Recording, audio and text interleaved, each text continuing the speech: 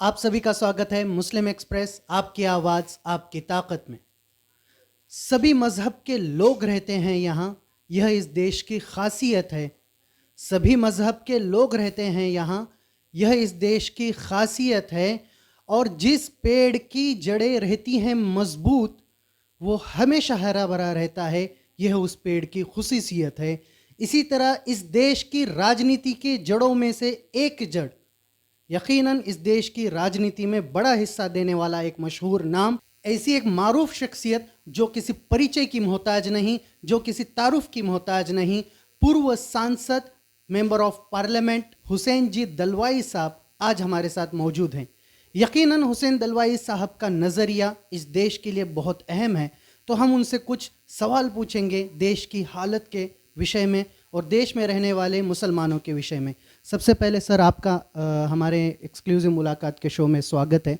Sir, सबसे पहला सवाल हम आपसे यह पूछना चाहेंगे कि जिस तरह आज देश की हालत है कि देश में लव जिहाद का कानून लाया जा रहा है, आप इस लव जिहाद के कानून को किस नज़रिए से देखते हैं? क्या ये देश के विकास के लिए, देश में रहने वाले लोगों के लिए सही कानून है? देश का विकास ठीक नहीं चला है। देश के गरीबों की हालात बुरी हो गई है। प्रवासी मज़दूरों की हालात क्या हो गई तो आपको मालूम है। और यहाँ लोगों की नौकरियाँ गई हैं, बड़े पैमाने पे कारखाने बंद हैं।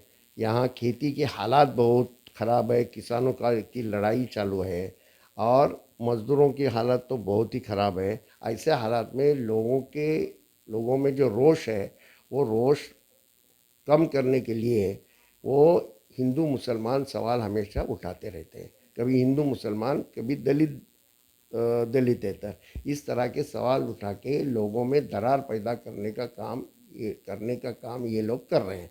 उनका इस देश के तरक्की में बिल्कुल ध्यान नहीं है और ये लोग इकट्ठा होकर उनके खिलाफ नहीं जाने चाहिए, लोगों के वोट मिलने चाहिए, इसलिए ये इस तरह के सवाल उठाते हैं। लव जिहाद का जो कानून बना रहे हैं या बन रहा है, वो बिल्कुल गलत कानून है। ये हमारे संविधान के खिलाफ, आइन के खिलाफ का कानून है। ये चलेगा ही नहीं, कोर्ट भी मानेगी ऐसा मुझे लगता नहीं। लेकिन कि जानबूझ के किसने किससे शादी करना, ये यहाँ संविधान की बात है। हर आदमी को मैं किससे प्रेम करूं, ये न मेरा मज़हब तय कर सकता, न यहाँ का वो बीजेपी के लोग तय कर सकते। ये दो लड़की अगर 18 साल के आगे है और लड़का 21 साल का है, तो वो दोनों तय करेंगे। और ये स्वतंत्रता, ये आज़ादी वो दोनों को यहाँ के संविधान ने दी है। वो संविधान ही उनको मान्य नहीं है, क्योंकि संविधान बना तब से गोलकर गुरु जी संविधान के खिलाफ बोलते आए हैं। आरएसएस ने कभी संविधान को माना नहीं, न इस देश के झंडे को माना है। उन्होंने ये ध्वज भी उन्होंने माना नहीं है। उसके ऊपर जो अशोक चक्र है, उसके तो वो खिलाफ हमेशा रहते हैं। तो उन्होंने इस देश के जो सही अच्छा हिंदू था महात्मा गांधी, उसका खून किए हुए ये लोग हैं। तो ये देश की सारी परंपरा नष्ट करने वाले लोग हैं।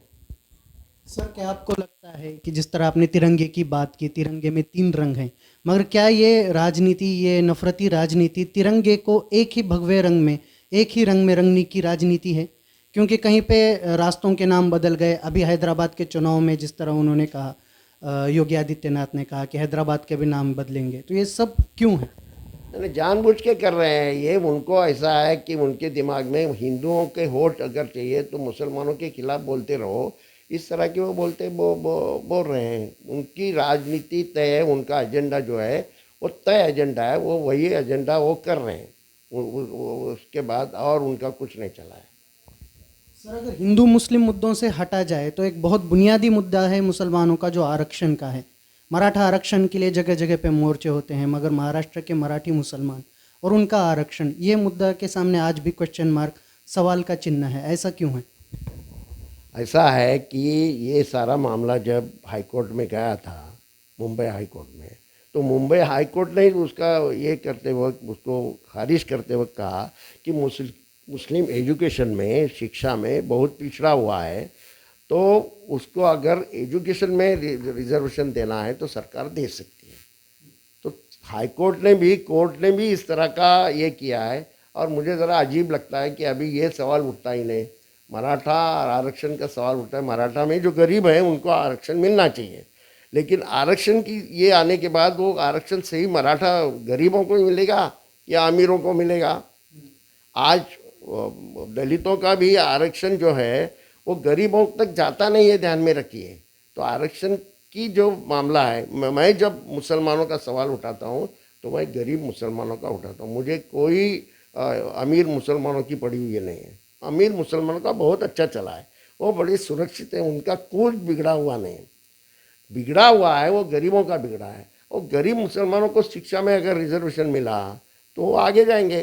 तो ये सवाल उठाती नहीं सरकार, ज़रा आश्चर्य लगता है। ये सवाल मैं हमारे सीएम साहब को, उद्धव जी को 3 दफ़ा लिखा है कि हमें ज़रा इसके बारे में बहस करना है। अभी तक उनकी मुझे अपॉइंटमेंट मिली नहीं, लेकिन ये सवाल हम लोगों के मौलाना आज़ाद विचार मंच ने पहली बार ऐसा हुआ कि मुस्लिम एजुकेशन कॉन्फ्रेंस हमने ली 7 साल के पहले।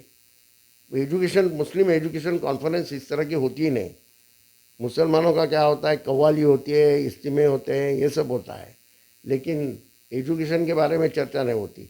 लेकिन आज खेड़े पाड़े में भी, देहातों में भी मुसलमानों में एजुकेशन का कॉन्शियसनेस बड़े पैमाने पर बढ़ गया है। और वो कॉन्शियसनेस लेके हम लोगों को एजुकेशन के बारे में काम करना बहुत ज़रूरी है और सरकार ने उसमें साथ देना ज़रूरी है। इसलिए मेरा कहना है कि कौन सी भी हालत में रिजर्वेशन की अगर बात करेंगे तो मुस्लिम सबसे पिछड़ा है। मराठाओं से मुसलमान और दलितों से भी सच्चर कमेटी में लिखा है कि मुसलमान सबसे पिछड़ा है। तो उसको नज़रअंदाज करके आप कैसा रिजर्वेशन लाएंगे? मुसलमानों को रिजर्वेशन कौन सी भी हालत में मिलना चाहिए।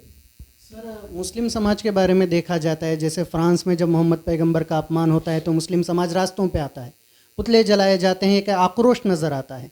जिस तरह मराठा समाज का मराठा आरक्षण के लिए है, ठीक वैसा ही आक्रोश मगर मोहम्मद पैगंबर के अपमान पर।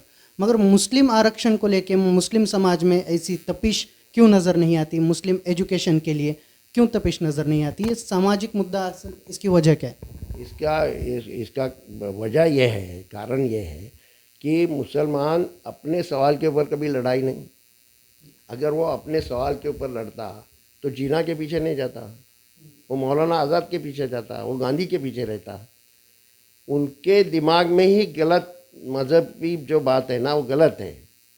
मौलाना आज़ाद जैसा मज़हबी आदमी था, बहुत बड़े लीडर थे और सवाल मुसलमानों के उठाते थे, लेकिन मुसलमानों को भड़काने के लिए जो भड़काता है ना, वहाँ मुसलमान जाता है। उनको अब समझ उनकी बढ़ाना चाहिए, उनको बताना चाहिए कि अभी बस हो गया। अभी मुसलमानों के सवाल हैं वो शिक्षा का, उनके नौकरी का, उनके घरों का, उनके कारोबार का, ये सवाल है और उसके ऊपर लड़ाई होनी चाहिए।